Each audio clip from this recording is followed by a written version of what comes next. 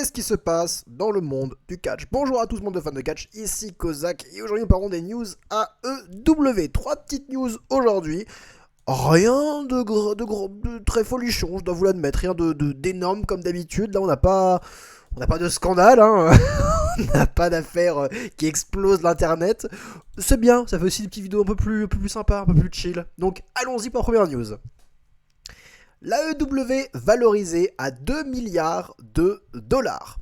La valeur de l'AEW dépasse le milliard de dollars. Alors qu'elle fête ses 5 ans cette année, l'AEW s'est hissée à la place de la seconde promotion de catch au monde assez rapidement. Avec 3 shows télévisés sur les chaînes du groupe Warner Bros, des grandes stars du catch signent régulièrement et de grands événements comme All In à Londres, il ne fait aucun doute que la promotion de Tony Khan a énormément pris en valeur.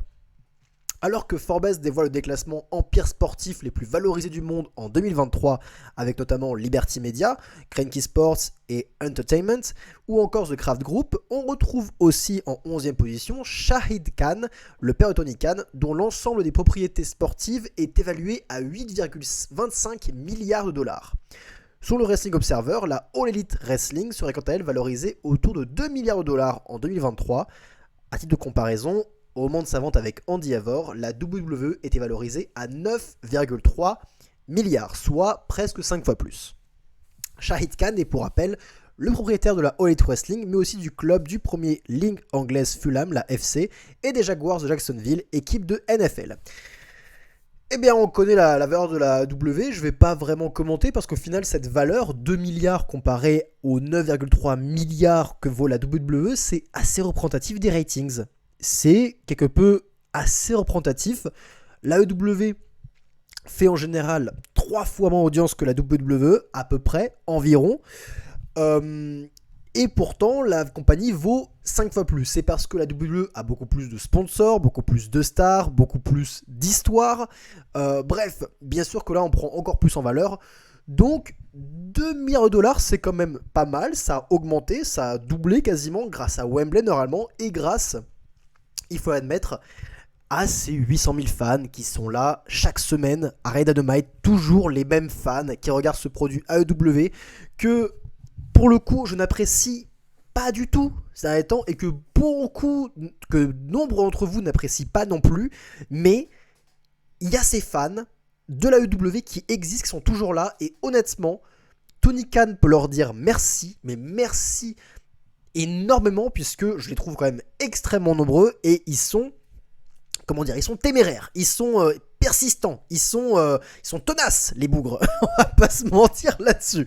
Mais écoutez, tant mieux pour lui, et encore une fois, la AEW, quelque part, je suis content qu'elle existe toujours. Je suis content que cette fédération existe toujours parce que à son lancement, c'était hot comme pas possible. Et elle est apparue le jour où la WWE allait vraiment pas très bien, où à sa tête il y avait un mégalomane, pédophile, agresseur sexuel, tout ce que vous voulez, genre vraiment, et le booking était catastrophique. Et elle a fait du bien, cette compagnie. Elle a permis à la WWE de se relever, de se bouger. Elle a permis aussi à de grandes stars de faire leur retour, notamment CM Punk, qui sans la WWE ne serait jamais revenu dans le monde du catch. Et ça, je suis persuadé que c'est la vérité. Bref, elle a permis de grandes choses, cette compagnie. Et donc, tant mieux qu'elle existe toujours. Maintenant, il faut que ça change. Il faut que les choses changent. Il faut que le booking change. Parce que là, c'est plus possible. Ce n'est plus possible. Si Tony veut faire en sorte que ce 2 milliards de valeur augmente, il va falloir changer le booking. Parce que la compagnie ne va pas continuer à augmenter en valeur si le produit reste le même. Et si les fans ne changent pas. Si ce sont toujours les mêmes fans, cette valeur de 2 milliards ne changera jamais. Et lui, en tant que boss, c'est sa mission, son objectif, en tout cas ça devrait être sa mission, ça devrait être son objectif, que de faire monter cette valeur. Passons à la news suivante. Let's fucking go! Deux nouvelles informations quant à l'avenir de Mercedes Money. Mercedes Money et l'AEW, c'est comme si c'était fait. L'avenir de Mercedes Money avant Sasha Banks est l'un des sujets qui aura le plus fait parler ces derniers mois. Alors qu'un retour à la WWE était envisagé, l'idée a semble-t-elle été abandonnée car l'ex Sasha Banks réclamait un contrat visiblement trop mirobolant pour la compagnie de Stamford. Il semble ainsi que l'AEW soit sa prochaine destination. Fightful rapportait déjà qu'une signature dans la compagnie de Tony Khan était sur le point d'être conclue et de nouvelles informations vont dans ce sens. Le site d'information, cherchant à connaître quelques entrées surprises dans le Rumble match de ce samedi soir, et notamment la probabilité que Mercedes Moné en fasse partie, semble avoir découvert que la catcheuse avait déjà signé ailleurs. Nous ne sommes pas intéressés par une violation de contrat la concernant, aurait répondu une source au sein de la WWE, au site Fightful, laissant entendre que la catcheuse aurait déjà signé à l'AEW. Une information qu'il vaut mieux continuer à prendre avec des pincettes cependant, parce que certaines sources évoquant notamment une situation similaire à celle de CM Punk où toutes les rumeurs indiquaient que le catcheur ne ferait pas son retour à la WWE avant qu'il n'apparaisse finalement à la toute fin des Survivor Series 2023. Mercedes Moné ne serait pas la seule à être sur le point de rejoindre la WWE puisque Kazuchika Okada serait de son côté très attendu dans la promotion pour ses débuts qui pourraient se faire aux alentours de Revolution en 2024. Et qu'est-ce que je vous avais dit?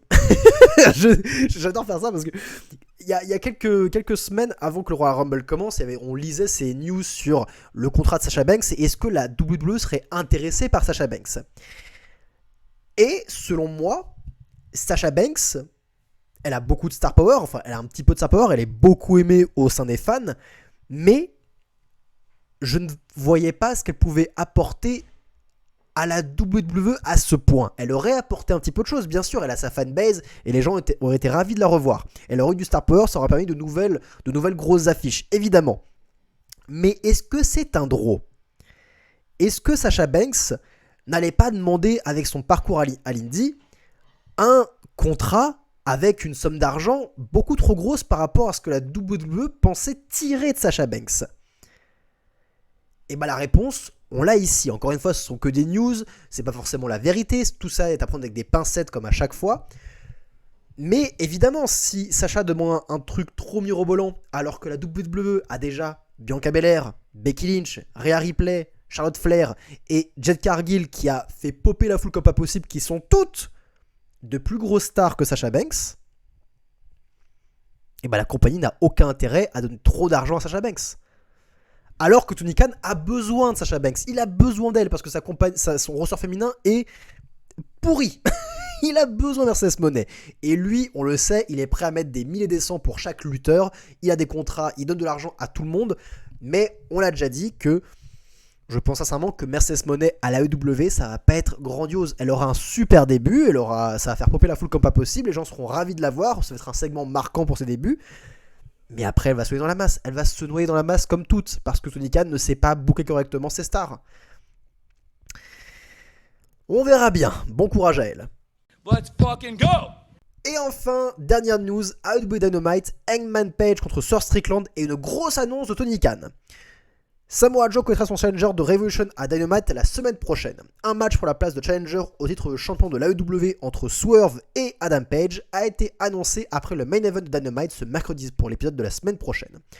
Le vainqueur de ce match affrontera Samoa Joe pour son titre à Revolution 2024 le dimanche 3 mars.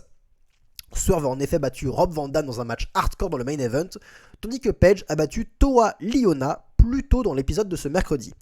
Les deux matchs faisaient partie d'un dealer chose, blablabla. Après l'apparition des luchadors de CMLL qui ont attaqué Jon Moxley en début d'épisode ce mercredi après sa victoire contre Jeff Hardy, un match entre l'équipe de Mystico, Volador et Ichiro et celle de Jon Moxley, Bryan Danielson et Claudio Cassiani ont aussi été annoncés pour mercredi prochain. Ah bah ça on a hâte, on a vraiment hâte, tiens. Danielson affrontera par ailleurs Hechicero ce samedi à Collision. Qui est Hechicero? J'en sais rien, je m'en bats les couilles. Un match de championnat a déjà été annoncé pour ce mercredi prochain. Sting et Darby Allin affrontent en effet les champions par équipe de l'AEW, Big Bill et Ricky Starks pour leur ceinture. Ça c'est un bon booking, ça on a envie de voir parce que ça on connaît les lutteurs. On sait aussi que Chris Jericho doit affronter Konosuke Takeshita. On aura aussi Chris Jericho à la télé. On change pas les bonnes habitudes.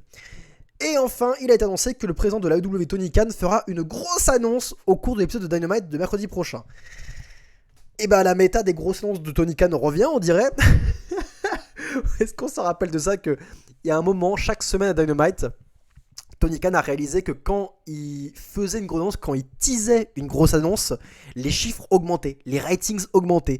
Il a remarqué ça et il s'est mis à faire des grosses annonces chaque putain de semaine pour faire monter les ratings. Et des fois, ces grosses annonces, elles étaient mais minables. C'est du teasing pour de la merde, pour rien. C'est nul à chier. Donc, sa grosse annonce, non, je ne serai pas hypé par elle et je vous recommande de ne pas être hypé par elle parce que dans le meilleur des cas, si vous n'êtes pas hypé, eh bien vous serez agréablement surpris. C'est donc la chose à faire. Vous ne serez jamais déçus. Vous ne serez jamais déçus. Pour le reste, je l'ai déjà dit, mais le seul match qui m'intéresse vraiment, enfin non, les deux matchs qui m'intéressent la semaine prochaine, on a quand même un bon dynamite normalement, c'est évidemment le match de championnat par équipe, parce que ça a été bien buildé, et j'en ai pas parlé lors de ma review, mais j'ai beaucoup aimé la confrontation entre Sting et Darby, et Swerve et Big Bill dans les coulisses backstage avec René Paquette, au milieu. C'était un bon petit segment, parce que on a de bonnes promos, Ricky Starks et Darby Allin sont de bonnes promos, et ils ont fait un bon boulot au micro. Et l'autre match, évidemment, sauf contre Adam Page, c'est la rivalité principale pour le championnat mondial, même si je suis persuadé que ça finira en triple threat, donc là le match va se terminer en no contest, ou en double disqualification, ou en tout ce que vous voulez, bref. Les deux vont perdre ou les deux vont gagner, on aura un triple threat, c'est mon spoiler, c'est mon warning, c'est ce qui arrivera, et si ça n'arrive pas, si on a vraiment un vainqueur défini, et une seule personne qui affrontera Samoa Joe, eh bien je serai aussi agréablement surpris. Attendez-vous au pire pour être surpris avec la WWE. C'est comme ça qu'il faut regarder les shows. Par contre, pour le reste, encore une fois, le BCC contre Mystico, Volador, Hechicero, je sais pas qui sont ces gars. Et j'ai pas envie de m'investir entre ces gars. Et Chris Jericho qui affronte Takeshita, que j'adore Takeshita, mais Chris Jericho, ce putain de probable prédateur sexuel qui est booké chaque semaine à Dynamite dans le rôle de babyface, ça me fait gerber, ça me fait vomir, et je trouve ça honteux de la part de la WWE de continuer à mettre ce mec à la télé alors que tout ce scandale et toute cette théorie gravitent autour de lui. Je trouve ça littéralement honteux. C'était tout pour les news. Prenez soin de vous, bande de fans de catch.